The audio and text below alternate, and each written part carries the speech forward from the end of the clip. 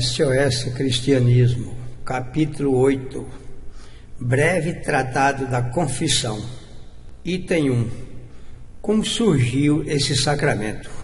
Logo depois do 3º século de nossa era, começou a surgir sacerdotes, bispos e aqueles homens trajados de forma diferente dos demais, também deviam ser bem diferentes dos outros. Deviam ser mais inteligentes, mais entendedores das Escrituras e devia ter mais intimidade com Deus. Assim imaginava-se. Quando a crença no prestígio desses homens atingiu o auge, os pais da igreja consultaram a Bíblia, até que encontraram razões para instituírem mais um sacramento. Chegando ali nos versículos 21 a 23 do capítulo 20 de João, assim como meu Pai me enviou, também eu vos envio. E soprou sobre os apóstolos, dizendo: recebam o Espírito Santo. Se vocês perdoarem os pecados uns aos outros, também meu Pai vai perdoar vocês. Bem, vamos explicar essas palavras.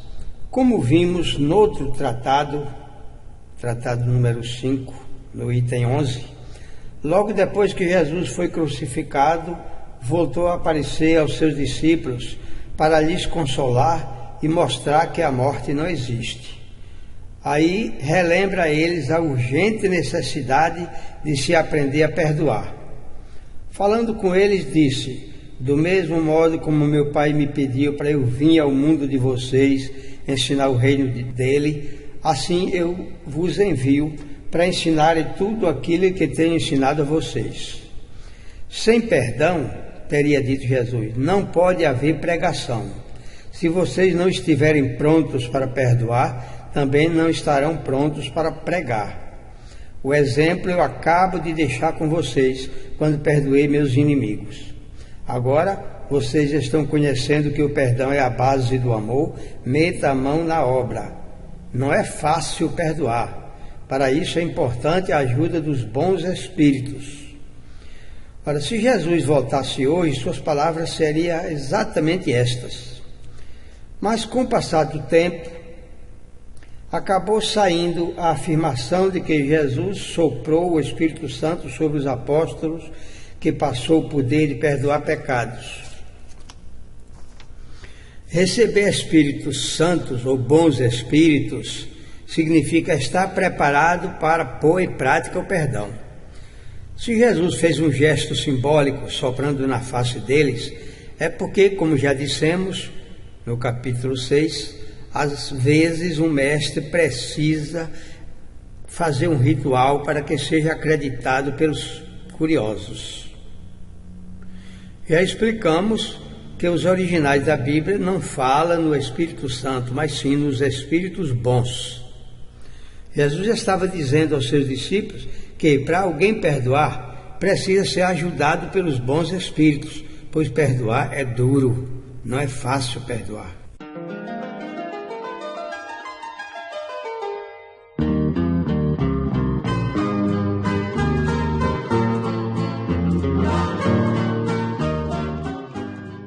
Item 2.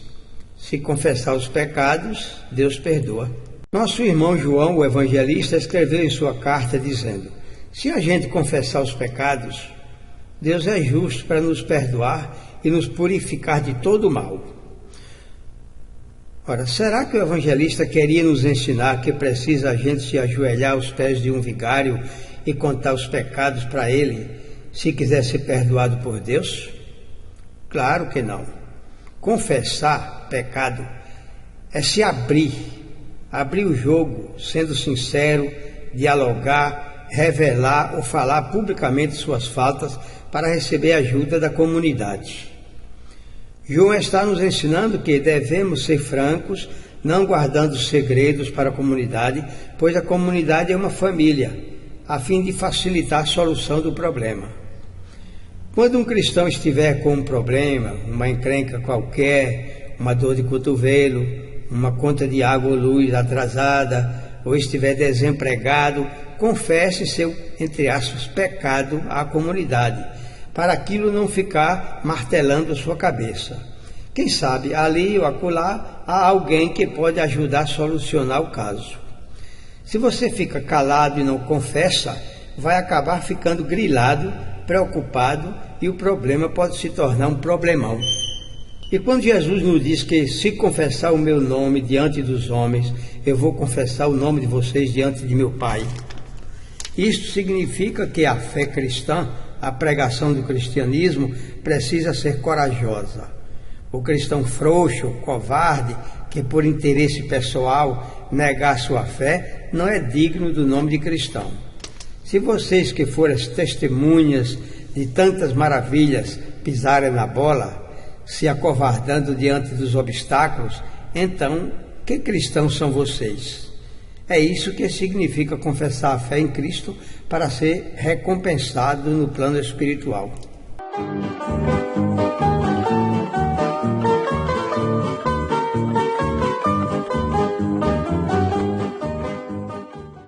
Item 3. Pecados são os nossos grilos do dia a dia. Quando se fala em pecado, a maior parte das pessoas fica pensando que estamos falando de crimes, homicídio, estupro, aborto e coisas escabrosas. Não é bem assim. Pecado é toda forma de falha nossa. Pecar é furar com o trato. Por exemplo, afinal, pecado é o nosso problema emocional, é nosso trauma, nossa neurose, nossa angústia. Qualquer falha, fraqueza humana é pecado. E João quer ensinar que quando a gente sentir esse tipo de pecado, confesse sua angústia, sua dor de cotovelo ou seu caso particular qualquer. Ora, se houvesse mais abertura entre os membros de uma família ou de uma comunidade religiosa, não haveria tanta discórdia e tanta desavença. Quando se procura um analista e confessa a ele seus casos emocionais, está confessando seus pecados para ser perdoado. Como ser perdoado? No confessionário? Não. No divã do psiquiatra, na reunião da comunidade ou em qualquer outro lugar, pois onde estiver 2 ou mais reunidos em meu nome, aí estou eu no meio deles. Foi Jesus que nos prometeu, garantindo que aonde a gente se reunir para discutir desafios em busca de soluções, ele se acha presente.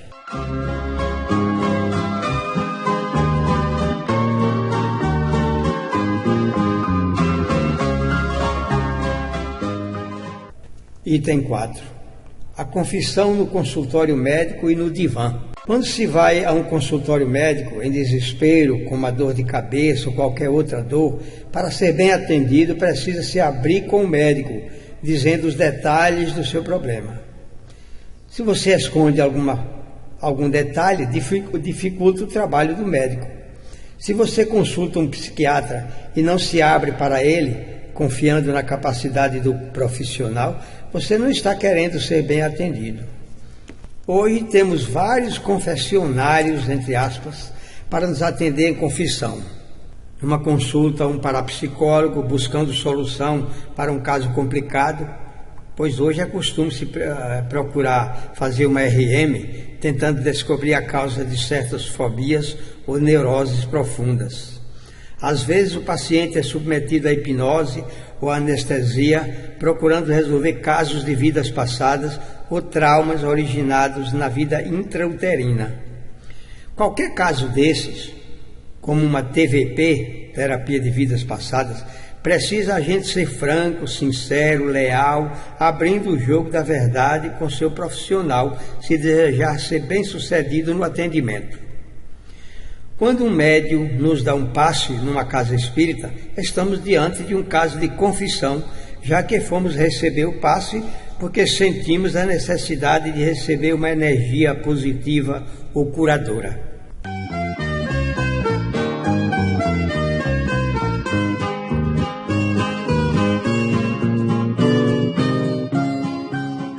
Item 5. O pecado não ofende a Deus.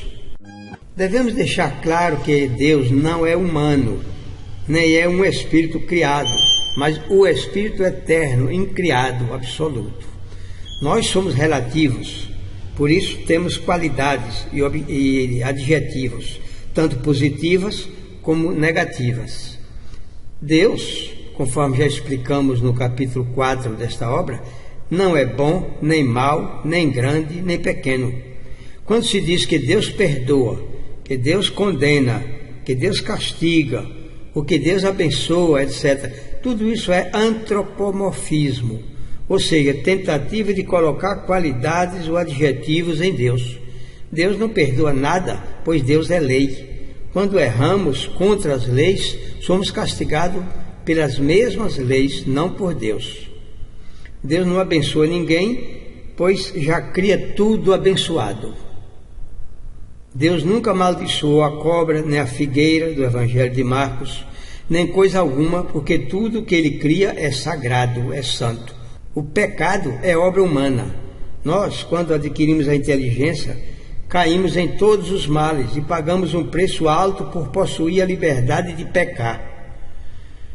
Você costuma ouvir heresias a respeito de Deus como essa: Deus detesta o pecador e gosta do homem justo. Pura meninice da nossa parte. Deus não é atingido por nada. O mal não alcança Deus. O pecado ofende a quem comete o pecado. Para Deus não há diferença alguma entre o maior marginal e o neném que acaba de nascer, pois Deus conhece o passado tanto do marginal como do neném. Tudo que acontece com a gente é porque merecemos.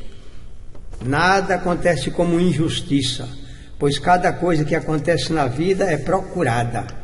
Quer dizer, ninguém sofre aquilo que não procurou. E Deus, sabendo de toda essa realidade, deixa que suas leis resolvam. Não é o próprio Deus que se mete entre nós. Ele nem defende, nem condena, nem castiga. O homem colhe exatamente aquilo que semeou, ou nessa vida presente, ou em vidas futuras. Assim é o pecado que temos que perdoar. Não devemos pedir perdão a Deus porque ofendemos um irmão. É a esse irmão que temos que pedir perdão. Jesus dizendo: quem com ferro fere, com ferro será ferido, já deixa claro que quem caça, acha. Quem bole com muitas pedras, como diz o povo, na cabeça uma lhe dá. Ora, o pecado é como o eco. Quando você está perto de um vale e dá um grito forte, o som do grito volta para você. O som foi, bateu na montanha e voltou para o seu ouvido. Assim é o mal causado ao nosso próximo. Não é nosso próximo que vai sofrer as consequências do mal, mas você que tentou ofender o próximo é que vai sofrer o mal de volta. Essa é a famosa lei de ação e reação, chamada também de lei de causa e efeito. Fazer o mal contra alguém é um paradoxo, pois não existe mal contra outro. Todo mal volta contra quem o faz. O único jeito de ser perdoado é procurar desfazer o jogo, pedindo desculpas ou perdão àquele que foi ofendido. Peça perdão a quem você ofendeu, não a Deus, pois Deus não é ofendido pelo mal que se faz. Apenas pedir perdão também não resolve. Devemos reparar o mal fazendo o bem. Quando a pecadora Madalena foi liberada pelos homens, Jesus disse para ela: cadê os teus perseguidores? Eles não te condenaram? Pois eu também não te condeno. Vai em paz e não continue pecando. Jesus nunca se aborreceu com nenhum pecador. Sempre ensinava que o problema não é ser ou não ser pecador, é querer deixar de pecar para evitar que coisa pior aconteça.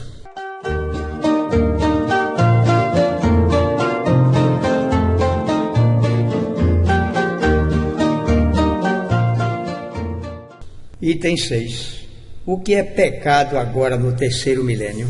Antigamente, pecado era matar, mentir, caluniar, xingar e outras coisas. Hoje o pecado dobrou no nosso mundo. Infelizmente é assim. Quando os homens vão crescendo na inteligência e na técnica, vão se degradando moralmente. Nesse final de milênio, o pecado atingiu seu auge. A indiferença religiosa nunca esteve tão no auge como agora. Nunca se viu tanto sol e tanta gente na escuridão. Nunca se viu tanta chuva e tanta gente com sede. Isso significa que nunca se viu tanta oportunidade, tanta literatura religiosa, tanta chance de se aprender a doutrina cristã, e nunca se viu tanta gente ignorante das coisas de Deus. Gente supersticiosa, medrosa, acreditadora em lendas e mitos, autores vendendo livros para todo lado, explorando a ingenuidade do povo, falando de anjos e de gnomos como na Idade Média, evangélicos ganhando dinheiro no nome de Jesus, orientalistas colocando 1000 superstições e até bruxarias no mercado como se fossem novidades, búzios, florais, mantras budistas, Goronzon, sutras e coisas desse gênero colocados ao lado dos ensinos espíritas, como se isso fossem ensinos cristãos. Pessoas aproveitadoras por ignorância ou por má fé, misturando tudo, como se candomblé, macumba e vodú fosse espiritismo. Além do mais, está havendo um medo generalizado da nova era. Confunde era nova com a exploração religiosa. Não distinguem a nova mentalidade trazida pela terceira revelação com o exagerado desejo de renovação tecnológica da globalização, da informática e da internet. São dois mundos em choques, como sempre, o dualismo, o antigo Deus-Diabo. Hoje o Deus-Diabo é exatamente era nova versus nova era. Os profanos, poderosos materialistas, defendendo a nova era, que é o movimento pagão idólatra que distorce a visão de modernismo, e os que investem na era nova, movimento mundial de renovação espiritual que busca o ecumenismo e o holismo. São duas forças antagônicas que se fundem numa mesma palavra, mas com objetivos opostos. Hoje, o pecado chega ao ponto de virar moda, se apresentar com duas caras. Mas essa é uma característica da passagem do velho milênio para o milênio do Espírito. É preciso que toda essa parafunda aconteça para que seja realizada a separação do joio e o trigo. Afinal, é chegada a hora daquela separação anunciada por Jesus, os bodes para a esquerda, os carneiros para a direita. E aqueles que ainda estão na linha neutra, procurem se encaixar numa das duas, porque o momento é de decisão. Os acomodados, aqueles que se petrificam em cima do muro, serão desmascarados. Mas ainda há tempo para que cada um procure distinguir a realidade espiritual da fantasia.